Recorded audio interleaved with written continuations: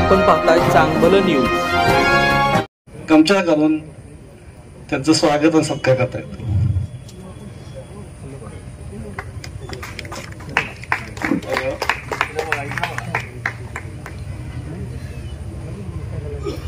Okay, thank you. नमस्कार.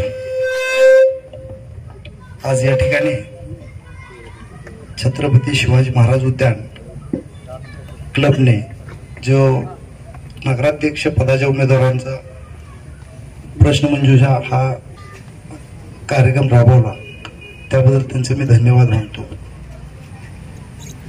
मी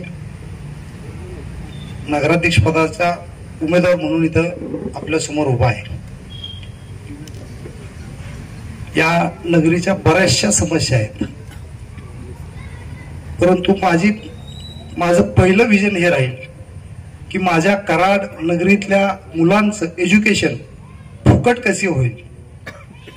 आजकाल सर्व लोकांचा समज असा आहे कराड नगरपालिकेच्या शाळा बंद पडत चाललेल्या आहेत आणि प्रायव्हेट शाळेतून आपले विद्यार्थी फी देऊन शिक्षण घेत आहेत. परंतु मी स्वतः 10 वर्ष शिक्षण मंडळ सदस्य म्हणून राहिलोय. मी त्या शाळांचं सबलीकरण कसं करायचं याचंही त्यावेळी आम्ही मॉडेल केलेलं होतं आणि इथून पुढेही माझं एक उद्देश राहील की कराडच्या मुलांचं शिक्षण हे नगरपालिकेच्या शाळेतून चांगल्या पद्धतीने व्हावं. लोकांना माहीत असलं पाहिजे ह्या कराड नगरपालिकेच्या शाळेतून फार मोठमोठे लोक शिकून गेलेत आणि कोणी शास्त्रज्ञ बनलं, कोणी मंत्री बनलं. त्यातले आपले एक यशवंतराव चव्हाण साहेब हे सुद्धा हे कराड नगरपालिकेच्या शाळेतील विद्यार्थी होते.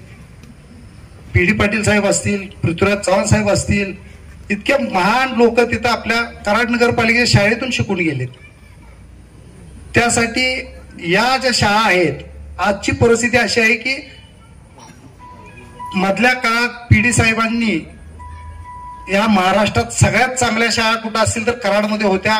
RCC इमारती होत्या आणि बऱ्यापैकी आम्ही सर्वजण त्या नगरपालिका शाळेतच शिकलोय.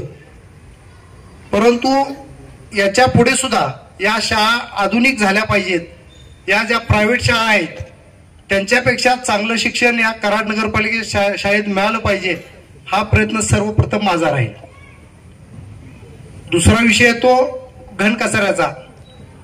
घनकचऱ्यासाठी नगरपालिकेने काही प्रमाणात सुविधा उपलब्ध केल्या, परंतु त्या इतक्या अपूर्ण आहेत की लोकवस्ती वाढत चाललेली आहे आणि पुन्हा एकदा जे डोंगरा एवढे कचऱ्याचे ढीग होते ते आपण कमी केले, परंतु आता पुन्हा ते वाढत चाललेले आहेत. त्यामध्ये काही टेंडर पद्धत असेल, त्या कामाची पद्धत असेल, त्याच्यावर कुणाचं लक्ष नाही. जसा कचरा गोळा करण्यासाठी गाड्या आहेत, त्या कचऱ्याचं निर्मूलन करण्यासाठी मशिनरी आहेत, त्या कमी पडत असतील तर त्या वाढवल्या पाहिजेत. कचरा घंटा गाड्या आपल्याला वाढवल्या पाहिजेत. नाहीतर काय होत आहे, तो पुन्हा एकदा तो सगळा ढीग वाढत चाललाय. आता माझ्या बऱ्याचशा सहकार्यांनी सांगितलं की ती दुर्गंधी पाक मार्केट यार्डापर्यंत जाते. तर हा प्रश्न म्हणजे तिथं शांतीनगर असेल, मुजावर कॉलनी असेल, दौलत कॉलनी असेल, तिथल्या लोकांच्या आरोग्यावर त्याचा वाईट परिणाम होतोय. तर ते पहिल्यांदा मी सुधारवण्याचं काम करेन. त्याचबरोबर कराड नगरपालिकेचे वगैरे जे आरोग्य छोटे छोटे दवाखाने चालू झालेत, नगरपालिकेने केलेत दवाखाने चालू, परंतु त्यातील सुविधा इतक्या अपूर्ण आहेत की त्या लोकांना त्याचा उपचार घेता येत नाही.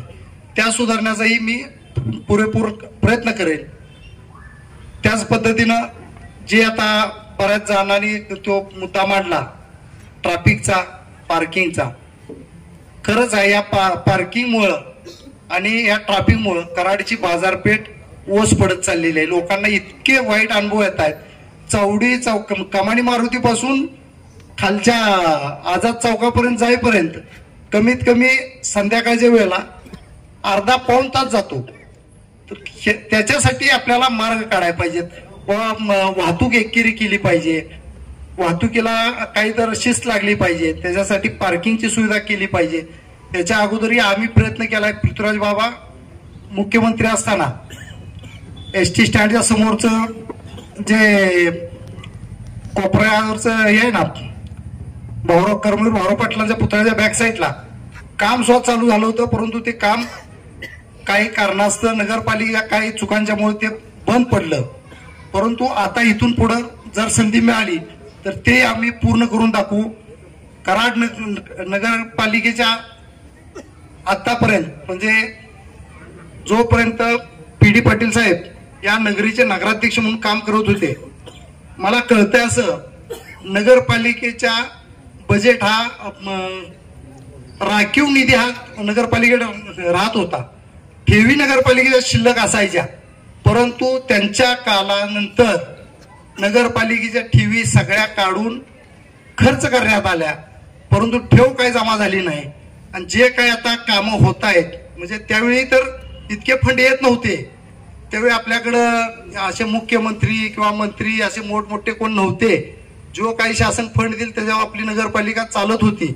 आता लाखो करोडो रुपयाचा फंड येतोय. 300 कोटी आले, 400 कोटी आले, 500 कोटी आले, परंतु ते कामं होऊन नगरपालिकेला जो फायदा व्हायला पाहिजे तो फायदा का होत नाही याचा विचार आपल्या सर्वांना करावा लागेल. आणि त्याच्या मुळापर्यंत मी जाऊन ह्याची चौकशी लावेन सगळ्या गोष्टीची. आणि कराडच्या नागरिकांचे जे पैसे वायपळ जात आहेत, म्हणजे कुठलंही काम असू दे, त्या पैशाची बचत करून या नागरिकांना ज्या ज्या चांगल्या सुविधा देता येतील त्या चांगल्या सुविधा देण्याचा मी प्रयत्न करीन. जय हिंद, जय महाराष्ट्र.